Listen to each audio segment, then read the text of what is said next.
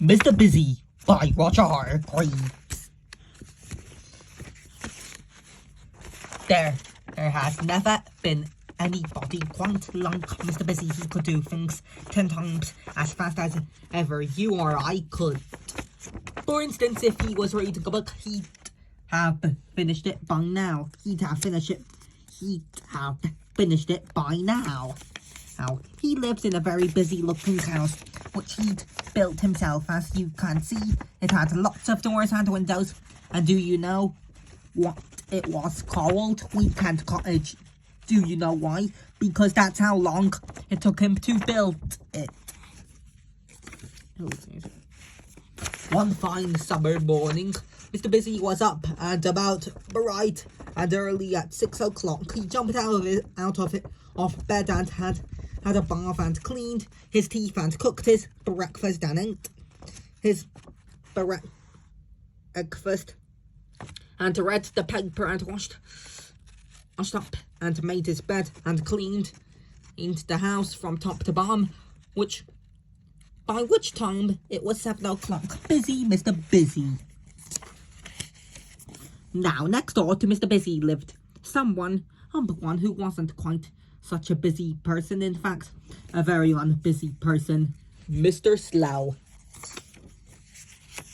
Oh, if he was reading this book, he'd read it like this. He'd still be on the first page. And that same fine summer morning, at 7:05, when Mr. Busy knocked at his door, Mr. Slow was fast asleep. He'd gone to bed for an afternoon nap the day before and somehow hadn't woken up until he heard Mr. Busy knocking at his door. "Who's that knocking at my door?" he called downstairs. "Good morning," cried Mr. Busy. "Can I come in?" And without waiting for an answer, he went inside. "Where are you?" he called. "Upstairs," came the slow reply. So Mr. Busy went upstairs 2 at a time. "Good heavens," he said, "you are still in bed." And he made Mr. Slow get up. He made his bed for him and cooked his breakfast for him and cleaned his house for him. Poor Mr. Slow, he hated to be rushed and fussed. "Right," said Mr. Busy briskly. "It's a fine day. Let's go for a picnic." Mr. Slow pulled a face. "I don't like picnics," he complained. "Nonsense," replied Mr. Busy, and busied himself around Mr. Slow's kitchen, making up a picnic for the two of them. It took him a minute and a half. "Right," he cried when he'd finished. "Off we go." And he bustled Mr. Slow out of his front door, and off they set. As you can imagine, Mr. Busy walks extremely quickly.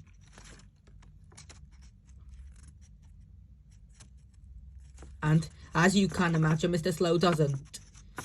So by the time Mr. Busy had walked a mile, do you know how far Mr. Slow had walked? To his own garden gate. Mr. Busy hurried back. "Come on," he cried impatiently. "Hurry up." "Hurry up," replied Mr. Slow. "Impossible." Oh, all right," said Mr. Busy. "We'll have a picnic in your garden. Wait a minute, though,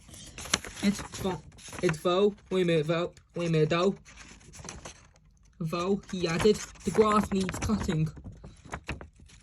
And he rushed back to Weekend Cottage and rushed back again with his lawn mower and rushed up and down cutting Mr. Slow's lawn. It took him 2.5 minutes.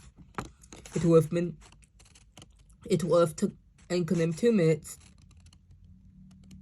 but he had to who mow around Mr. Slow, who couldn't get out of the way in time. Right, cried Mr. Busy, picnic time, and together on that fine summer day, they had a fine picnic. Well, actually, Mr. Busy had a finer picnic than Mr. Slow because he ate more quickly and he had the most food. Mr. Busy stretched out on the grass. That was fun. He said, "I like fun." He said, "I like picnics." "You do, I don't," said Mr. Slow. "Tell you what," went on Mr. Busy, ignoring him. "Tomorrow we'll go on a proper picnic out in the country." Mr. Slow pulled a face, and went on Mr. Busy. "In order to do that and to get you out into this country, I'll have to call for you earlier than I did this morning." Mr. Slow pulled another face. "See you tomorrow then," said Mr. Busy, and went home and cleaned his house from bottom to top.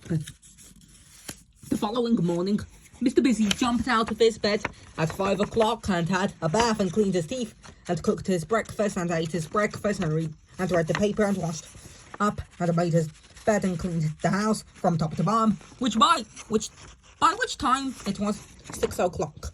He went and knocked on Mr. Slow's front door. Come on, he cried. "Time to be up and about picnic day." No reply. "Come on," cried Mr. Busy again.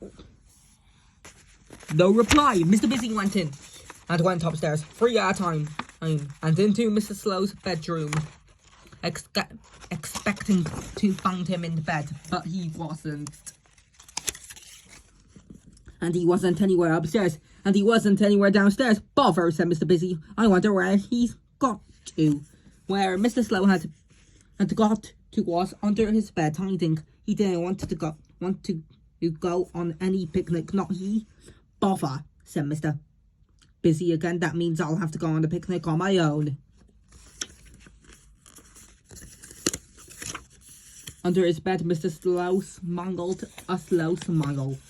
"What a good idea," he said, and went to sleep, snoring very slowly. The narration was by me, Mordecai.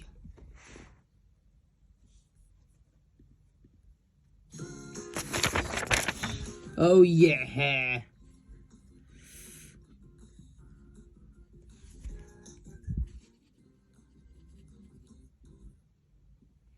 Don't forget to subscribe and join EG, and we sing the songs all day long. And I hope you like this AI narration. Bye bye.